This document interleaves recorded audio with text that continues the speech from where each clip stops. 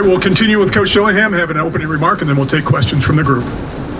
Super excited to be in the Big 12. I'm excited to play in all these unbelievable cities with the unbelievable atmospheres for our guys to play in. I think this is one of the best coach conferences in the league. I think from top to bottom, I think every game is a grind, and I'm really excited to be a part of it. All right, we'll go ahead and take questions. We'll start right over here, fourth row on the right-hand side. Hi, Kenny Hood, Rubino, Devil's Digest. What would your to-do list for fall camp look like, aside from the obvious, establishing a starting quarterback?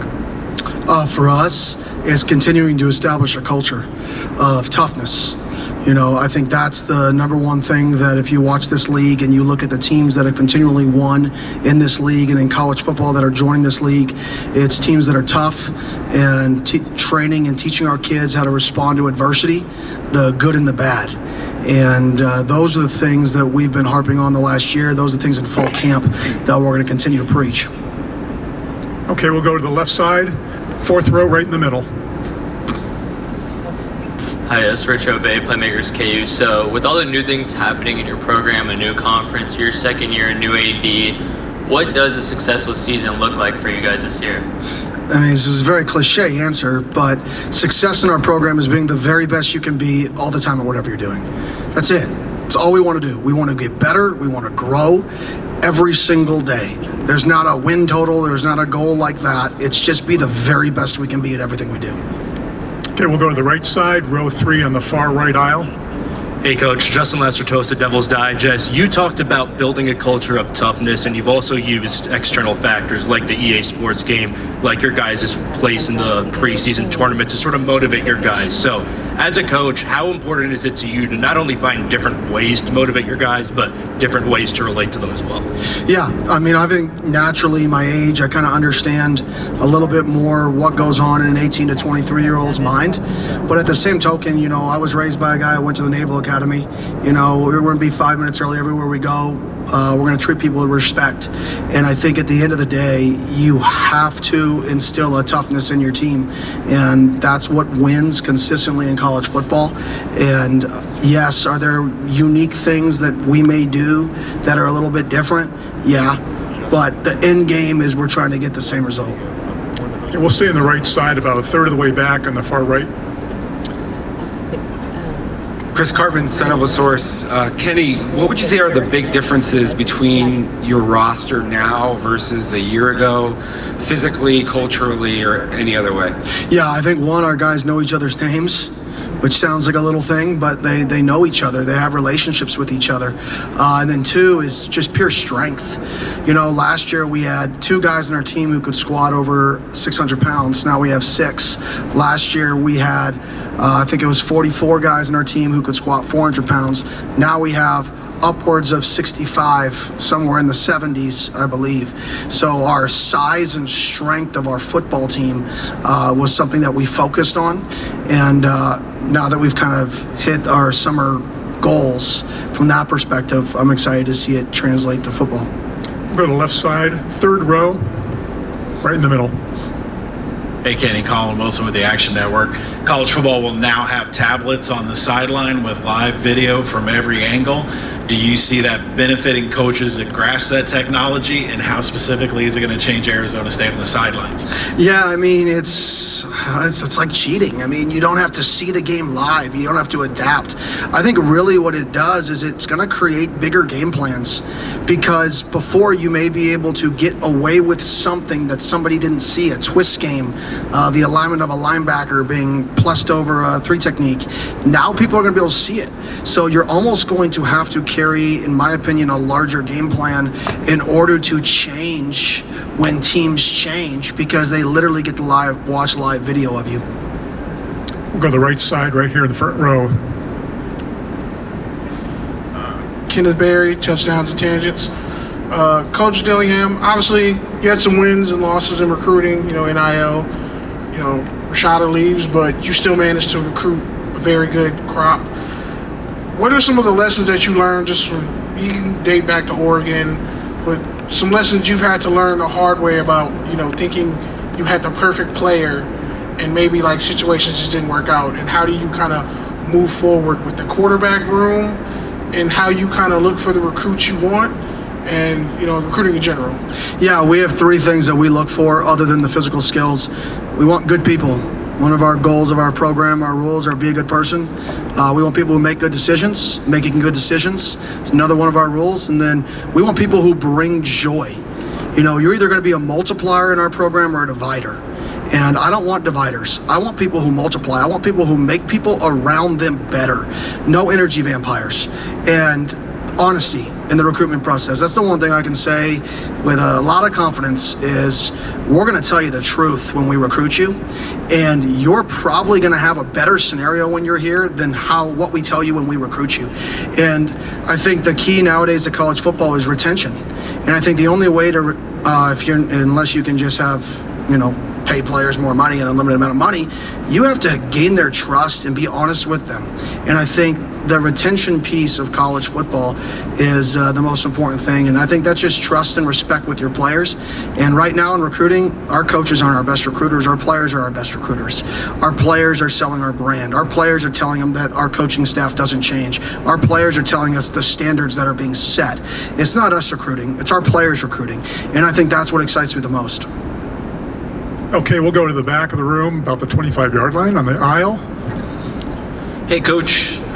Chris Brown, AZ Bank at Sports. Just wanted to know, have you had a chance to connect with Brett Brennan yet, and what have those interactions looked like? Yeah, we've talked a few times. His son came to our camp this year. Good quarterback, good high school quarterback, so we've connected. Good guy. Excited to have him in our league. Okay, we'll go right down here on the left side, right down in the front row in the middle. Hey, Coach Michael Karras, into Sideline Sports. You talked about, obviously, getting ready for the team, stuff like that, coming from Oregon in the Pac-12. In this offseason, getting ready for these different teams. Not that you weren't excited or energetic before, but how has that offseason been for you in preparation? Yeah, it's exciting because this league has probably more diversity in terms of defensive scheme than any league I've ever been in. This league, you see 4 down simulated pressures, you see odd fronts, you see odd fives, you see four down fronts with 4-2-5 schemes, and you see 4 down with 3 high safety schemes. Most leagues I've been in have 1 or 2 flavors of the league. This league has a variety of flavors, so you have to be able to practice that throughout your fall camp and build that into your schedule. So the first time your guys haven't seen it is the week leading up to the game. I think that's one of the most fun parts about this league from an offensive perspective. And then defensively, this league's turned into smash mouth, and you've got to practice tough to be competitive in this league. And that's something that I hope our defense embraces and takes on, is that toughness of what it takes to stop people in this league with all the running backs. All right, we'll go to the right side, about 3/4 of the way back in the middle. Coach Dillingham, Alex Blackburn, College Football Dogs. How important are the newfound strengths up front to this offense? With the strengths at the skill position as well, do you feel like you've given enough for Sam Levitt to thrive at quarterback? Yeah, I think anytime a quarterback, the goal is to keep quarterbacks comfortable. Is to get them in rhythm, keep them comfortable, and put them in positions to where they can have throws and they can have plays off. I think if you put everything on a quarterback every snap, right, that's very, very difficult for a quarterback to do. But how can you put a lot on a quarterback but be able to turn him off and let him just hand the ball off, let him just throw a bubble screen, let him throw a screen? And I think for us, up front wise, I think we have 9-10 guys right now that I would feel comfortable playing, which is quite the difference of last year when we lined up in the swinging gate because we traveled 6 scholarship guys, right? So I do think that's a drastic difference, and I'm excited about that. Go on the right side, row 3 on the aisle on the far right. Justin Lestertosa, Devil's Digest. You just talked about what you look for in your guys. You look for good people, you look for multipliers. But for you, out of the newcomers coming in, who are some of the guys that exemplify that? Newcomers, there's a lot, to be honest. There's not just one guy. I think that's just the type of person we're trying to bring in. So I would say there's a bunch. I don't want to name out one or two specifically because I think that's doing the other guys disjustice. Okay, we'll go left side, about fifth row in the middle. Tyler Waldrop, Tulsa World. Two-part question for you, Coach. First, y'all faced Ollie Gordon early in this season. Were you surprised at just what he sort of turned into from a national level after that? And then second part, what kind of unique challenge does he present when it comes to stopping him or slowing him down? Yeah, no. I mean, he was great when we watched a little bit of film on him, and he was great when we played him. And the challenging thing is he's a workhorse, man. He's big, he's strong, and he just keeps going. He just keeps going. They can keep giving him the ball. And I think that's challenging, and he wears on you throughout a football game. And I think that's the philosophy Coach Gundy's built there. And I think he really fits that mold. That's the style of running back they consistently recruit. And he's a really, really, really good football player. Okay, we'll go here to the left side, front row.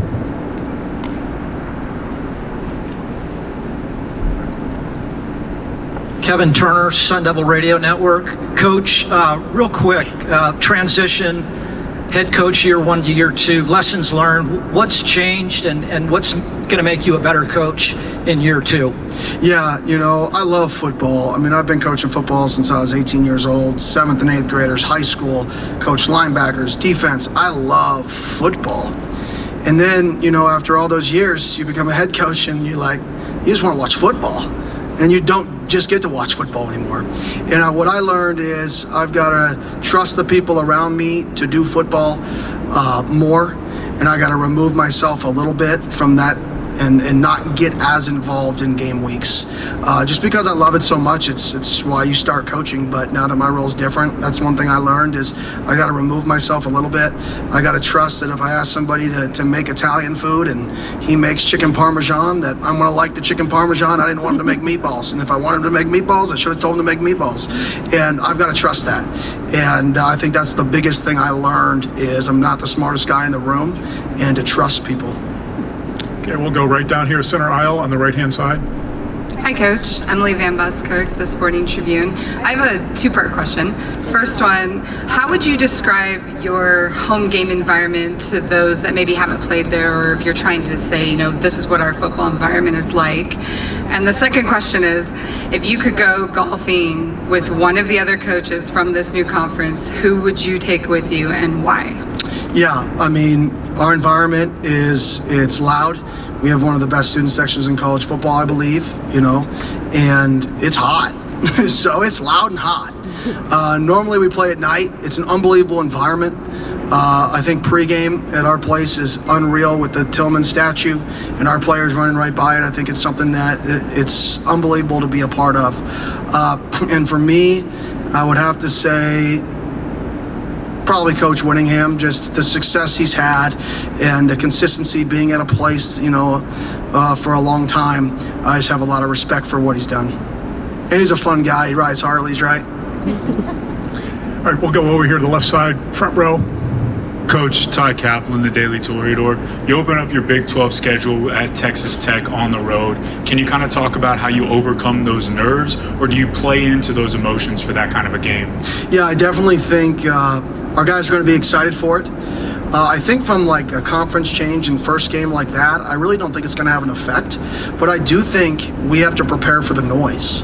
You know, we're going to play, last year there was 1.5 games where we had to use a silent count.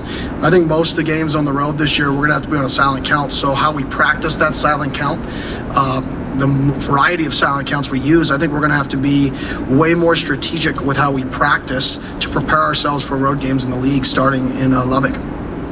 Okay, we'll take two more questions, both here on the right side, third row. Hey Coach, Tyler Budge, CF Budge. Last season you guys had a pretty grueling injury bug. I remember you mentioning late last season you guys couldn't even practice with two sides of the line of scrimmage. But despite that, you guys got a late win over UCLA, Washington State, including a really close loss in Seattle against a team that ended up in the national title game. And you guys had those guys dead to rights.